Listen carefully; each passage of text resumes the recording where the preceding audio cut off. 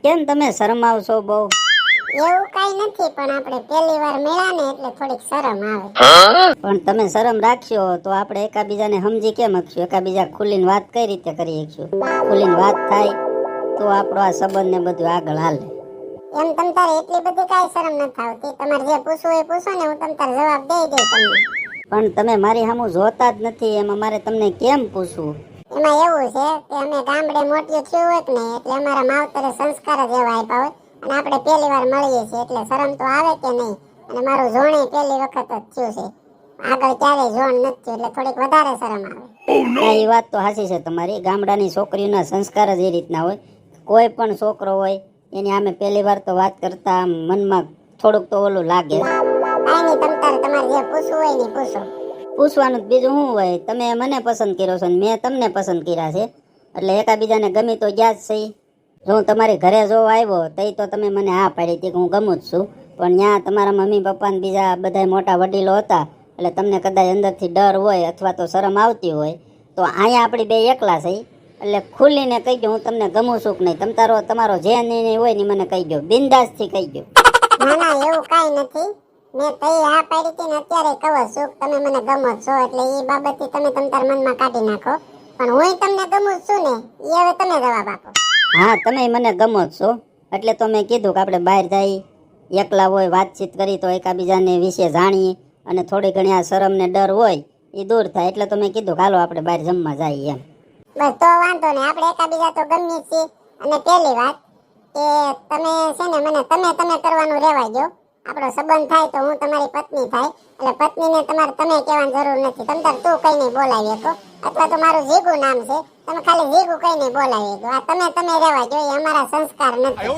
બસ જો આ જ ગામડાના સંસ્કાર છે. આની હિસાબે જ મેં નક્કી કર્યું હતું કે મારે છોકરી ગામડાની જ ગોતવી. આ સંસ્કારને હિસાબે આ તમારા સંસ્કાર છે ને કોઈને કહેવા ન પડે, પણ સામે આલીને ખબર પડી જાય.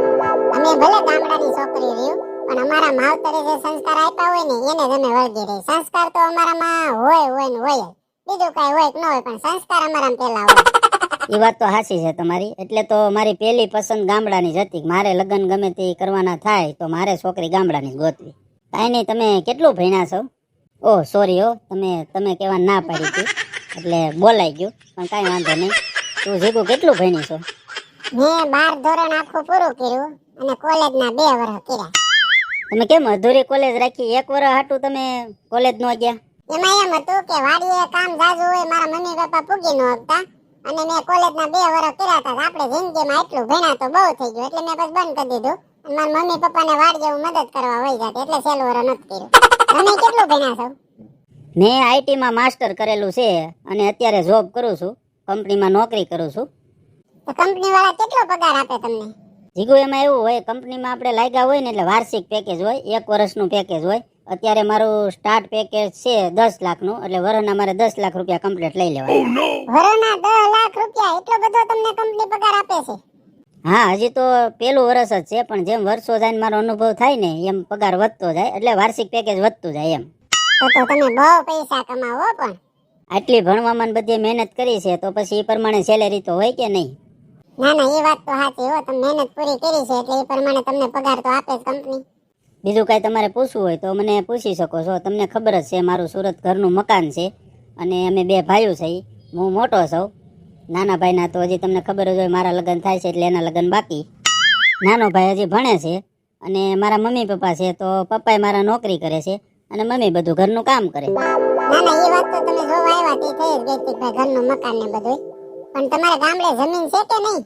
ગામડે જમીન છે, એ મારા મોટા પપ્પા વાવે છે. 10 વીઘા જમીન છે, અમે 2 ભાઈઓ હોય છે. પણ એ જે કાંઈ થાય એ મોટા પપ્પાને આપી દે છે. ભગવાનની દયાથી અમારે તો બધી આવક છે એવડી સારી અને બધું છે, એટલે મોટા પપ્પાની પાસેથી કાંઈ લેતા નથી. એમ થોડું હોય, તમારા ભાગમાં આવી તો તમારે લેવું જ પડે ને. એવું નથી, મારા મોટા પપ્પાની અમારું રાખે એટલું. અમે ગામડે ગમે તે આવીએ 15-15 દી એની ત્યાં રહી, પણ 1 રૂપિયાનો કોઈ દી હિસાબ ન કરે. અને 12 મહિનામાં જે કાંઈ થયું હોય, ઘઉં છે, કઠોળ છે, એ બધું મોકલે, તો પછી એની પાસેથી ક્યાં અમારે પૈસા લેવાની વાત રહી? એ તો હા શું, તમારો હક છે ને એ મને બહુ ગમ્યું. આટલો હક તો આપણે ભાઈઓમાં, કુટુંબમાં, પરિવારમાં હોવો જ જોઈએ. તો મારે તો તમને કાંઈ નથી પૂછવું, પણ હું મારા વિશે કહી દઉં. મને A to Z બધી રસોઈ બનાવતા આવડે, ખેતીનું બધુંય કામ આવડે. પણ હું સિટીમાં આવું એટલે થોડુંક ગામડાની બોલી ને ગામડાનું વર્તન હું કરી શકે ચેન્જ કરવાની કોશિશ કરે થાય એટલું સિટીમાં રહેવાની કે સિટીની બોલી સિટીની કઈ રીતે રહેવી કેની હોય એ બધું હું શીખે પણ થોડીક વાર લાગશે એમાં તમને કઈ વાંધો નથી ને જો જીગુ એમાં મને કાંઈ વાંધો નથી. અત્યારે તું બોલશો એ બરોબર જ છે. એમાં કાંઈ કોઈ સિટીનું ધારાધોરણ શીખવાની જરૂર નથી. બસ તને ઘરનું કામ આવડતું હોય એટલું બહુ થઈ ગયું. બીજું ક્યાં તમારે કાંઈ કરવાનું છે? એમાં એવું છે કે મારી 2-3 બેનપણીઓ છે ને સિટીમાં છે એટલે એ સિટીમાં ગઈને 4-5 વર્ષમાં હાવ ફરી ગઈ. એટલું સાયકલું બોલે મને તો જો કે દાઈજ છે પણ હવે મારી સિટીમાં આવવાનું છે એટલે દાઈજ તો ન છોડાવાય. એ ફોન કરું તો એટલું સાયકલું બોલે એક્સક્યુઝ મી શું કરો છો શું ચાલે છે અમારી સિટીમાં આવું ચાલે છે આવું સાયકલું બોલે ને મને હસોડું ન ગમે. પણ હવે તમારે લગ્ન થાય ને મારે સિટીમાં રહેવાનું થાય તો આવું તો મારે શીખવું જોઈએ એટલે મેં તમને પૂછ્યું. જીગુ એવું કાંઈ શીખવાની જરૂર નથી. મારો ધ્યેય એક જ છે, તું મારા મમ્મી પપ્પાને હાંસય, મારા ભાઈને હાંસય, ઘરનું બધું કામ કર, ખાવા પીવાનું બધું આવડતું હોય અને મારા પરિવારનું ધ્યાન રાખ. એટલું જ મારે જોઈએ છે. મારે કોઈ તારે સિટીનું તારે ધારાધોરણ જીવન શીખવાનું જ નથી. તું આજે બોલશો એ વ્યવસ્થિત જ બોલશો. કાંઈ તારે બીજું સિટીમાં શીખવાનું નથી. બસ મારે છે ને તમારી જેવો જ છોકરો ગોતવો હતો. તમારામાં એટલા સંસ્કાર છે ને કે એની વાત જવા દો. મને એમ હતું કે તમે આવડી નોકરી કરો છો આટલું ભણેલા છો તો તમે આમ કાંઈક સિટી લેવલના આવશો પણ તમે અમારી જેવા ગામડામાં ભળી જાય એવા છો. એટલે મારું સપનું મારા પપ્પાએ પૂરું કર્યું. મારે તમારી જેવો જ સંસ્કારી અને આવો ગામડું અને સિટીનું બે મિક્સ જીવન વાળો છોકરો જોતો હતો. જીગુ તારે કાંઈ ઉપાધિ કરવાની નથી. મેં તને કીધું ને એમ તારે ખાલી મારું ઘર હાંસવાનું છે. મારા મમ્મી પપ્પા મારું મારા ભાઈનું આટલાનું ધ્યાન રાખવાનું છે. ટાઈમે રસોઈ બનાવવાની છે. બીજું મારે તારી પાસે કાંઈ નથી જોતું. તો ઘર હાંસવાની છે ને હું તમને ગેરંટી આપું છું. તમારા માવતર હું લગ્ન થયા પછી આવે તમારા માવતર એ મારા માવતર. તમારો નાનો ભાઈ એને હું નાના ભાઈથી વિશેષ રાખે ભલે મારો દેર થાય અને તમારું એટલું ધ્યાન રાખે અને તમે જે કહેવો ને એ તમને તમારા ખાવા પીવાનું બનાવી દે. એમાં તમે બિંદાસ રહ્યો.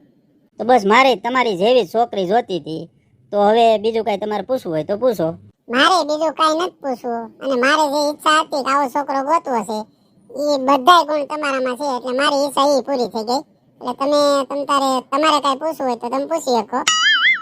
નહીં જીગુ મારે નથી પૂછવું પણ એક વાત તને પૂછે કે આ નૂડલ્સ જ કેમ મગાવ્યા એમ? તું ગામડામાં રહેશો તો મને એમ હતું કે કોઈ ગુજરાતી વાનગી ગુજરાતી થાળી મગાવે અને હજી કાંઈ મંગાવવું હોય તો કે. મને ભૂખ જ નહોતી લાગી પણ આ તો અહીંયા આવ્યા ને તમે બહુ રિક્વેસ્ટ કરી એટલે મેં તમને નૂડલ્સનું કીધું.